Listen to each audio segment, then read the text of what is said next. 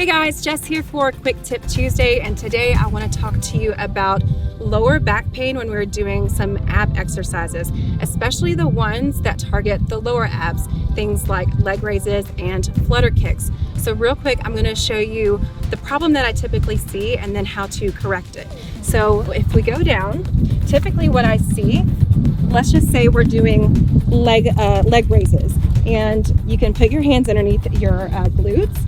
But as you're coming up with your legs, if there is a gap in between the top of your glutes and your mid-back, there is a gap there, that is the source of your back pain. So what I want you to think about is tilting your pelvis and really tightening the core and pushing your back into the ground through the whole movement. That way you don't have any back pain, all right? So that is it for this quick tip. Thank you guys so much for watching, and I'll see you next week. Hey guys, if you enjoyed today's content, be sure to follow me on social media, or you can contact me on my website below.